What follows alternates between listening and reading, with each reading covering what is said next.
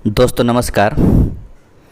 10th class का लोकतांत्रिक राजनीति यानी कहने का मतलब ये हुआ कि ये पॉलिटी, ठीक है, पॉलिटी या राजनीतिक विज्ञान, ठीक है। ये जो बुक है वो SCERT है, ध्यान रखेंगे।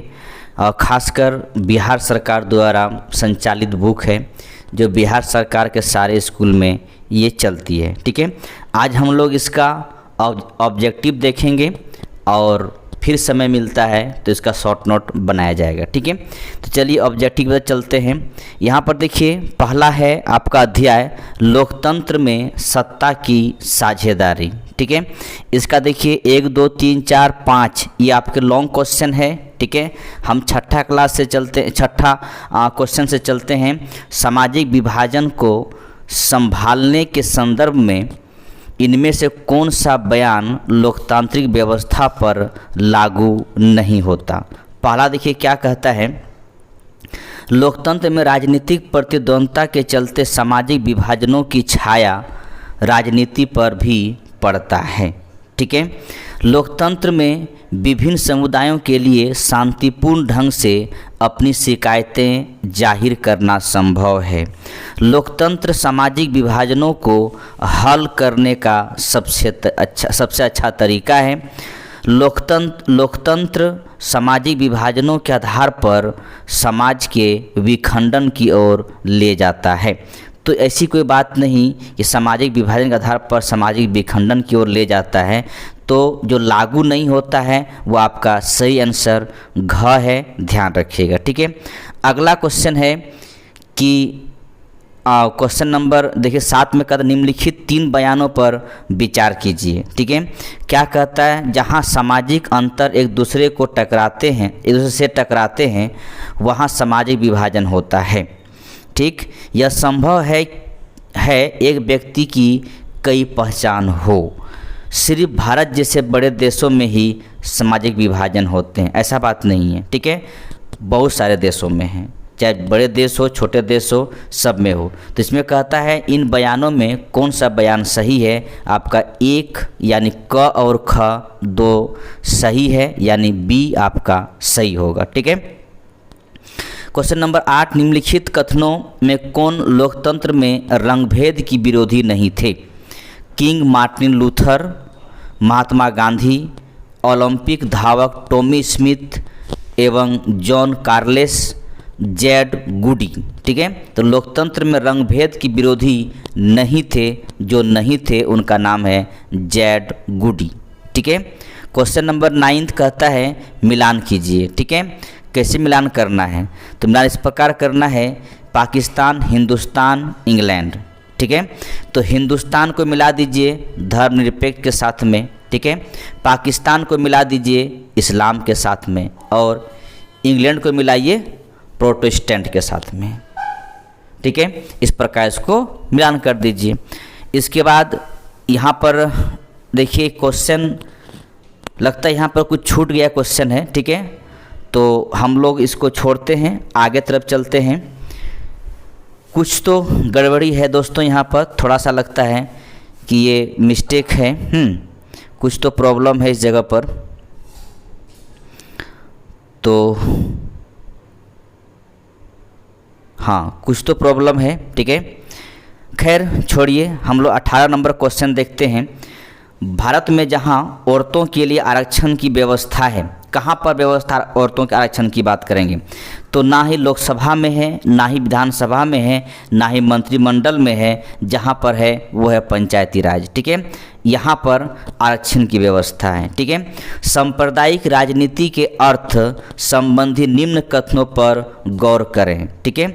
सांप्रदायिक राजनीति किस पर आधारित है, तो एक दूसरे से श्रेष्ठ हैं, ठीक है। ये ध्यान रखेंगे कि संप्रदाय राजनीति जहाँ पर होती है वो एक दूसरे को अपने आप को श्रेष्ठ मानते हैं, ठीक है। क्वेश्चन नंबर 20 कहता है कि भारतीय संविधान के बारे में इनमें से कौन सी कथन सही है, ठीक है। तो देखिए यहाँ पर क में जो लिखा हुआ यह धर्म के आधार पर भेदभाव मनाही करता है, ठीक है। यह एक धर्म की राजकीय धर्म मानता है, सभी लोगों को कोई भी धर्म मानने का आज़ादी देता है, ठीक है। किसी धार्मिक समुदाय में सभी नागरिकों को बराबरी का अधिकार देता है। तो यहाँ पर सबसे अच्छा जो कथन सही है वो आपको लग रहा है ए नंबर यानी क नंबर, यह धर्म के आधार पर भेदभाव की मनाही करता है। ठीक है। इसके बाद 21 नंबर क्वेश्चन देखिए, कहता है जाति पर आधारित विभाजन सिर्फ भारत में है। ठीक है। तो भारत में जाति आधारित विभाजन है। ठीक है, इस बात का ध्यान रखिएगा। आगे चलते हैं, सूची 1 सूची 2 को मिलान कीजिए। ठीक है। तो देखिए यहाँ पर कहता है अधिकारों और अवसरों के मामले में स्त्री। ठीक है, इसको समझ में नहीं आया। ठीक है, इस समझ में नहीं आ रहा है। तो ठीक है, अगर ये अगर अधिकारों और अवसरों के मामले में स्त्री और पुरुष की बराबरी मानने वाले व्यक्ति क्या कहते हैं? नारीवादी। ठीक है, देखिए मिलान किया हुआ है। धर्म को समुदाय का मुख्य आधार मानने वाले व्यक्ति सांप्रदायिक। ठीक है। इसके बाद जाति को समुदाय का मुख्य आधार मानने वाला व्यक्ति जातिवादी, और व्यक्ति के बीच धार्मिक आस्था पर आधार पर भेदभाव न करने वाले व्यक्ति धर्मनिरपेक्ष। ठीक है, मिलान किया हुआ, इसको देख लीजिए। चलिए आगे बढ़ते हैं। आगे आपका दूसरा अध्याय है सत्ता में साझेदारी की कार्यप्रणाली। ठीक है। देखिए पहला क्वेश्चन है संघ राज्य की विशेषता नहीं है। ठीक है, तो ध्यान रखेंगे इसमें एक खरी शासन व्यवस्था ये व्यवस्था नहीं है। अगर संघ राज्य अलग अलग बात किया जाए तो इसमें ध्यान रखेंगे शक्तियों का यहाँ पर विभाजन होती है। ठीक है। सेकंड बातें कह रही है, सेकंड क्वेश्चन है संघ सरकार का उदाहरण है तो अमेरिका। ठीक है, संघ सरकार का उदाहरण है अमेरिका, क्योंकि वहाँ पे शासन व्यवस्था आप कह सकते हैं इखरी है। ठीक है, चलिए आगे बढ़ते हैं। अगला क्वेश्चन कहता है कि भारत में संघ और राज्यों के बीच अधिकारक विभाजन कितनी सूचियाँ में है? ठीक है, तो 3 सूचियाँ में है। कौन कौन सूची है? संघ सूची, राज्य सूची और समवर्ती सूची।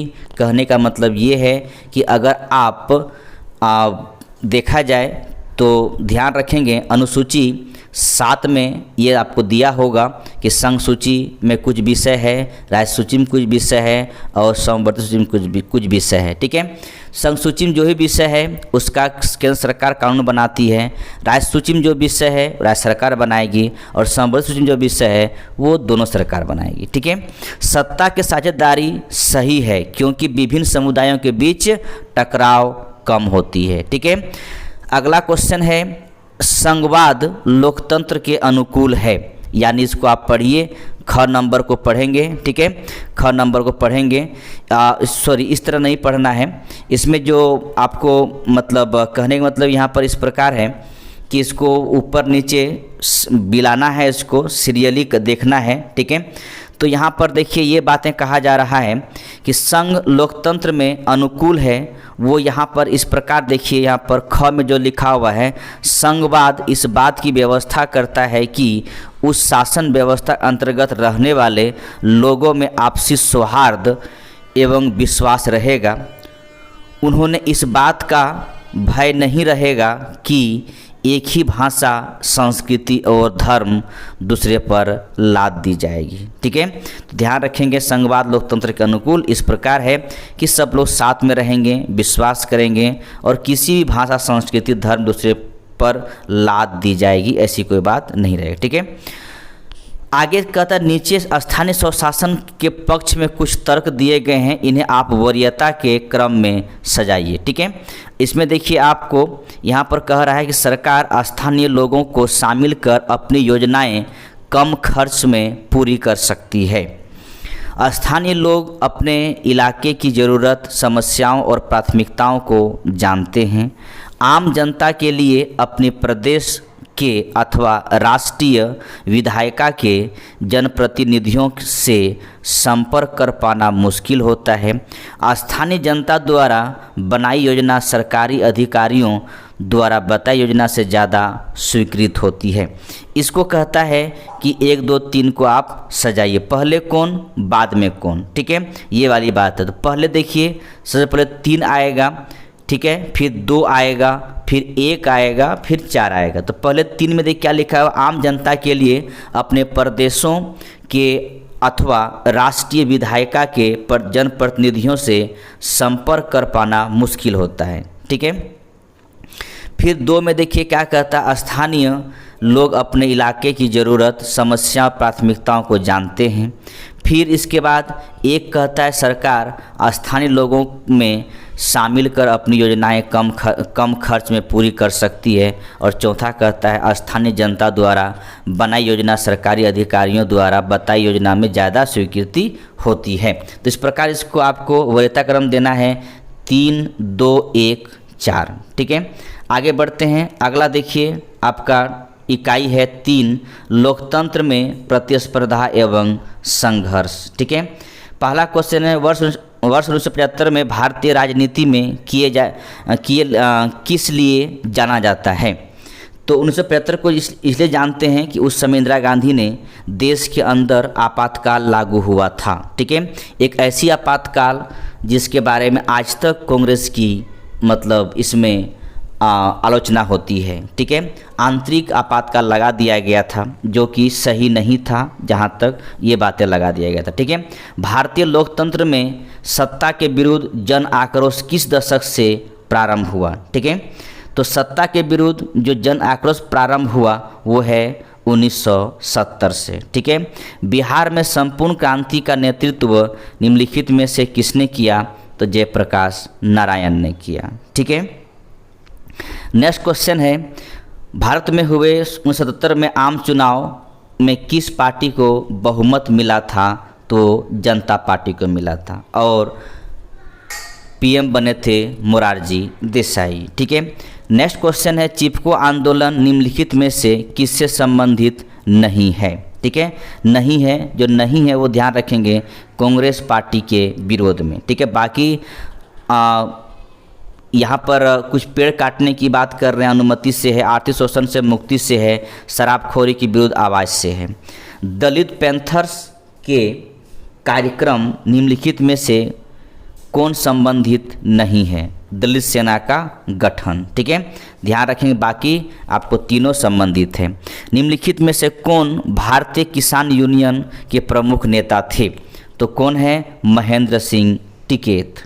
ठीक है। अगला क्वेश्चन है ताड़ी विरोधी आंदोलन निम्नलिखित में से किस प्रांत में शुरू हुआ। वो आपका है आंध्र प्रदेश में। ठीक है। नर्मदा नदी घाटी किन राज्यों से संबंधित है। गुजरात, महाराष्ट्र, मध्य प्रदेश। ठीक है। सूचना के अधिकार आंदोलन की शुरुआत कहाँ से हुई। तो कहाँ से हुई, राजस्थान से हुई। सूचना के अधिकार संबंधी कानून कब बना। 2005 में बना। ठीक है। अगला क्वेश्चन है नेपाल में सप्तदलीय गठन का मुख्य उद्देश्य क्या था। लोकतंत्र स्थापना करना। ठीक है। लोकतंत्र की स्थापना करना। बोलीविया में जनसंघर्ष का मुख्य कारण क्या था। पानी की कीमत में वृद्धि। ठीक है। जनसंघर्ष हो रहा था वहाँ पे पानी की कीमत में वृद्धि की वजह से। ठीक है। श्रीलंका कब आज़ाद हुआ। देखिए 1948 में। राजनीतिक दल की आशय है व्यक्तियों की समूह से। ठीक है। निम्नलिखित में कौन सा प्रमुख उद्देश्य प्रायः सभी राजनीतिक दलों का होता है। वो है सत्ता प्राप्त करना। ठीक है। चाहे कोई भी दल हो सत्ता प्राप्त करना चाहता है। राजनीतिक दलों का नींव सर्वप्रथम किस देश में पड़ी। वो है ब्रिटेन में। निम्नलिखित में से किस लोकतंत्र का प्राण माना जाता है। वो है राजनीतिक दल। ठीक है। लोकतंत्र की प्राण माना जाता है राजनीतिक दल। ठीक है। निम्नलिखित में से कौन सा कार्य राजनीतिक दल नहीं करता है। अफसरों की बहाली संबंधी कार्य। ठीक है। निम्नलिखित में कौन सा विचार लोकतंत्र में राजनीतिक दलों में से मेल नहीं खाता। ठीक है। तो ग में लिखा हुआ है देश के विकास के लिए सरकारी नीतियों में राजनीतिक दल बाधा उत्पन्न करता है। ठीक। अगला कहता है किस देश में बहुदलीय व्यवस्था नहीं है। ठीक है। वो है ब्रिटेन। ठीक है। यहाँ पे 2 ही दल है। गठबंधन की सरकार बनाने की संभावना किस प्रकार की दलीय व्यवस्था में होती है। बहुदलीय व्यवस्था में होती है। ठीक है। एक दल या 2 दल रहे तो गठबंधन बनने की संभावना बनता ही नहीं है। इसके बाद क्वेश्चन है कि किसी भी देश में राजनीतिक स्थायित्व के लिए निम्नलिखित में से क्या नहीं आवश्यक है। जो आवश्यक नहीं वो सरकार द्वारा विरोधी दल को निर्बंध करना। निम्नलिखित में से कौन सा चुनौती राजनीतिक दलों को नहीं है। विपरीत सिद्धांत रखने वाला राजनीतिक दलों का से गठबंधन करना, ये चुनौती नहीं है। ठीक है। दल बदल कानून निम्नलिखित में से किस प्रकार कानून है। सांसदों और विधायकों पर ऐसा कानून जो जीता किसी और पार्टी से कहीं और चला जाए तो दल बदल कानून लागू हो जाएगा। ठीक है। क्वेश्चन नंबर 26 कहता है कि राजनीतिक दलों की मान्यता और उसका चिन्ह किसके द्वारा प्रदान की जाती है। ध्यान रखेंगे, निर्वाचन आयोग द्वारा प्रदान की जाती है। राजनीतिक निम्नलिखित में से कौन राष्ट्रीय दल नहीं है। तो लोक जनशक्ति पार्टी नहीं है। ठीक है। जनता दल यू पार्टी का गठन कब हुआ था। 1999 में। ठीक है। अगला कहता है मिलान कीजिए, समाजवादी पार्टी का क्या चिन्ह है। ठीक है। तो क्या है, साइकिल है। राजद का क्या है, तो लालटेन है। लोजपा का क्या है, बंगला है। जेडीयू क्या है, तीर है। ठीक है। आगे बढ़ते हैं और इसको मिलान कीजिए। ठीक है। तो यहाँ पर मिलान इस प्रकार करना है इसको कि कांग्रेस पार्टी, तो याद रखेंगे ये हो जाएगा आपका यूपीए। ठीक है। इसके बाद जनता दल एनडीए, बाकी दो यहाँ पर मिलान किया हुआ है। ठीक है। ध्यान रखेंगे इस तरह करके। ठीक। आगे बढ़ते हैं और आपका चौथा अध्याय है लोकतंत्र की उपलब्धियाँ। ठीक है। पहला प्रश्न है 1 2 3 दीर्घ उत्तरीय प्रश्न है। ऑब्जेक्टिव चौथा नंबर, लोकतांत्रिक व्यवस्था ने निम्नलिखित किन मुद्दों पर सफलता पाई। समाज की आखिरी पंक्ति में खड़े लोगों के बीच आर्थिक पैमाना को कम कर दिया है। ठीक है। तो ये आपका घ सही है। अगला क्वेश्चन है इनमें से कौन सा एक बात लोकतांत्रिक व्यवस्था के अनुरूप नहीं है। ठीक है। तो क्या नहीं है, बहुसंख्यकों का शासन। ठीक है। ये उसके अनुरूप नहीं है। लोकतांत्रिक व्यवस्था में राजनीतिक एवं सामाजिक असमानताओं के संदर्भ में किया गया कौन सा सर्वेक्षण सही और कौन गलत प्रतीत होता है। तो लोकतंत्र और विकास साथ साथ चलते हैं, बात सही है। लोकतांत्रिक व्यवस्थाओं में असमानता बनी रहती है, गलत बात है। तानाशाही में असमानता नहीं होती है। ठीक है, सही है। तानाशाही व्यवस्थाएं लोकतंत्र से बेहतर सिद्ध हुई, गलत है। ठीक है। क्वेश्चन नंबर 7 में फिर वही सही गलत करना है। तो क्या कहता है कि आज लोग पहले से कहीं अधिक मताधिकार का उपदेयता को समझने लगे हैं, सही बात है। शासन की गलती से भारतीय लोकतांत्रिक व्यवस्था ब्रिटिश काल के शासन बेहतर नहीं है, गलत बात है। अभी वंचित वर्ग के लोग चुनाव में उम्मीदवार नहीं हो सकते हैं, गलत बात है। राजनीतिक दृष्टि से महिलाएं पहले अधिक सत्ता में भागीदारी बनी रही, ठीक है, सही बात है। चलिए और लास्ट अध्याय है लोकतंत्र में चुनौती। पहला क्वेश्चन है लोकतंत्र की सफलता निर्भर करती है तो नागरिकों के विवेक पूर्ण सहभागिता पर। 15वीं लोकसभा चुनाव से पूर्व लोकतंत्र में महिलाओं की भागीदारी थी 10%। ठीक है। अगला क्वेश्चन है लोकतंत्र जनता के द्वारा जनता के लिए शासन है, किसने कहा था, अब्राहम लिंकन ने। ठीक है। नए विश्व सर्वेक्षण के आधार पर भारतवर्ष में मतदाताओं की संख्या है लगभग 71 करोड़। क्षेत्रवाद की भावना का एक कुपरिणाम है अलगाववाद। ठीक है। इसके बाद यहाँ पर रिक्त स्थान को भरना है। भारतीय लोकतंत्र प्रतिनिध्यात्मक लोकतंत्र है। न्यायपालिका में सत्य के प्रति निष्ठा होनी चाहिए। भारतीय राजनीति में महिलाओं को 33% आरक्षण देने की मांग की गई। वर्तमान में नेपाल की शासन प्रणाली लोकतंत्रात्मक है। 15वीं लोकसभा चुनाव में यूपीए द्वारा सीटों पर विजय प्राप्त हुई 265। ठीक है। तो ये था 10th क्लास का, ध्यान रखेंगे SCERT, वो भी क्या है तो पॉलिटी यानी पॉलिटिकल साइंस। ठीक है दोस्तों, मिलते हैं अगले वीडियो में, तब तक के लिए जय हिंद, जय भारत।